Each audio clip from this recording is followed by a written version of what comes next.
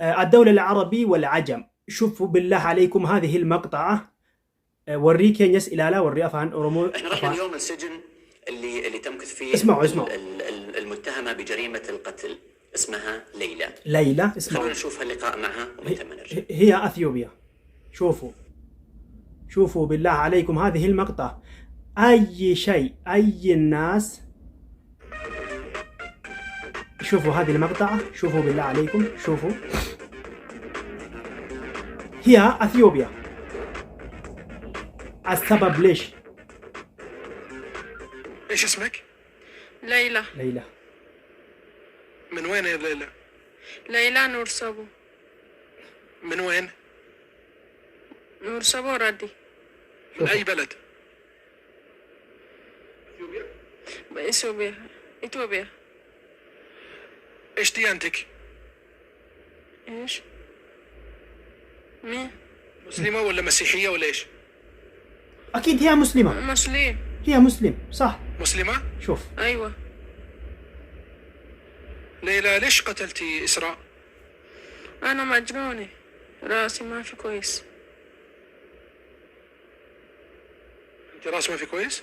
ايوه. كم لك انت موجودة بالسعودية؟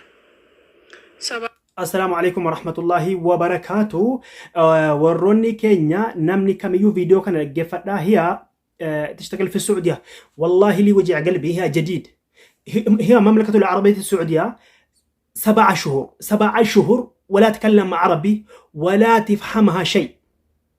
ما ادري ايش، الله اعلم. قالوا قتلتوا ليش ما ادري ايش، وسجنوا 11 شهور في السجن، ولا تكلم احد ولا تكلم اهلها.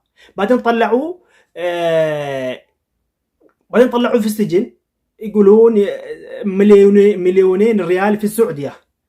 هذه المساكين يا مملكة يكفيكم، والله يكفيكم. يرحموا المساكين. يكفيكم يا مملكة العربية السعودية. سجنتونا، ضبحتونا، يلعبتونا. يا أخوي يا مملكة العربية السعودية، قسما بالله العظيم يلعبتوا على المساكين. الله يغير هذه حياتنا وحياتكم. ليش سجنتوا 11 شهور؟ بعدين سألتوا مليونين ريال. يعني كم أثيوبيا؟ يمكن أكثر من 50,000. هي ما عندها شيء، ولا أبوها ولا أمها. حرام عليكم. يرحموا في الأرض يرحمكم في السماء. سجنتوا كم سنة المساكين للسجن عن طريق الخرج والدمام والرياض والخرج ومكة. يا أخي هذا بلد رسول الله. أنتوا كم قبل 40 سنة أنتوا وينكم؟ ذا الحين إذا جاءكم المساكين ليش تلعبوا؟ سجنتونا، يلعبتونا. والله العظيم يرحمونا يا مملكة العربية السعودية. يرحمونا يرحمكم في السماء.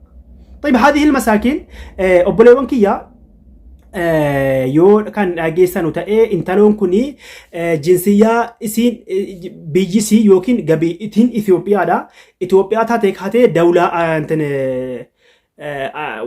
أمارة كانت 7 أمارة نتفكاتي جرو بيجا إشين دلقاتشو أتأي. أما أنا مو يتوقع دغوراني إنتلي كون ما أكجوته جودن ديساني أنا مجنونة جتي. أما تانكو دلقول أمنا نجيستي والله أجيفتي إفتي الله أعلم.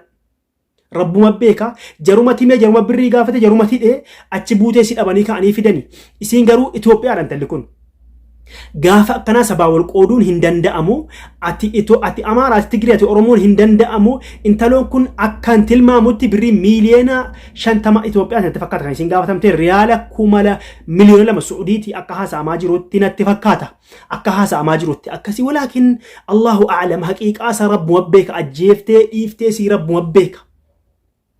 garuu otuu isiin biyya sana keessa turtee afaan beekte jettee intalli kun nan gubdu haadhaaf abbaan siin bohaara nan gubdu waan takka hin beektu. dawlaan kee maal jennaan hee jetti hin beektu. ما تعرفها شيء جديدة يا أخي. كنافو إثيوبيان lakkoobsaan miliyoona tokkoof miliyoona 120 wayi jechuun akka haasa'amaa jirutti birrii tokko yoo buufneyyuu riyaala 500 yoo buufne nama muraasa qofa namoota biyya arabaa jiru qofa galchuu danda'an tala kana akka lubbuun si hafu jechuudha. Ummanni mujrimni kun baay'ee nuti taphatee jira, baay'ee daangaa darbanii jiran. Baay'ee daangaa darbanii jiran kan intala kana baay'ee na gubiyan dhugaa rabbi baay'ee natti dhagahame. Kanaafuu bakka jirtanutti akkaawuntii sirrii ta'e kan maatii isiitiin maxxanfame akkaawuntii maatii isii maxxansan kan sirrii ta'e amma jidduu tokko oduun kan jiru namoonni lama birrii isiidhaa sassaabamee fudhatanii badanii faatu jira. Wallaahi xaba'an haqiiqaa isaa waan eegee qabe hin jiru garuu waan akkanaa waan qaqqabee jira. Kanaafuu akkaawuntii kana ragashaan jedhu garuu akkaawuntii jaraa warra maxxanfame ilaalaati birrii tokkollee karaa moobaayil baankii karaa dandeessan hundaan karaa baankiitiin birruma tokkollee itti hirmaanna sabaan Amaara sabaan Tigire diina keenya jechuun hin danda'amu yeroo kanatti. Obboleetti keenya meeqatu akkita jirti soo darbe yana keessa nu dhiirri meeqatu rakkataa jira dhiira meeqatu rakkataa jirti biyya hedduu keessatti Liibiyaadhaa baasaa turtanii Yamanii fi baasaa turtanii isiin kun Oromoo ta'uu baatteedhaaf hin gannu sabni Oromoo fayyaan keessan akka gargaartan ummanni kun baay'ee daangaa nuti darbanii jiran. Wallahi baay'ee daangaa nuti darbanii jiran ummanni Arabaa kun keessatti ummanni Saawudii kun ummanni Saawudii yeroo kaan hidhaatti qaqaa jiranii yeroo kaan ajjeesaa jiranii huduuda irratti akka fedhan godhaa jiranii isa biyya jaraa keessa akka fedhan godhaa jiranii amma immoo kana deebi'aniiti riyaala miliyoona 2 jechuun har'a birrii guddaadha birrii Itoophiyaa. Tokko fakkeenyaaf nama hedduu yoo hirame birrii tokko yoo jenne miliyoona 100 wayi jechuun isiin miliyoona muraasa waan ta'e naamti gaafatamte riyaala 500 yoo walitti buune dirhama warri Ameerikaa doolaaraan yoo walitti saamne akkaawuntii qabatamaa irra galchee intala kana lubbuu isii maaruu dandeenya. Rabbiin biraa khayrii arganna malee saba Amaaraa biraa khayrii argannaafi miti. Lubbuu intala kana maal balleessan ana majnuun itti tokko beektuun jalli kun. Agargaaru yaa obboleewwan kiyya isiniin jedha. Wallaahi baay'ee garaana nyaatte. Salaamullaahi alaikum warahmatullaahi wabarakaatu. Rabbiin isii haa baasu.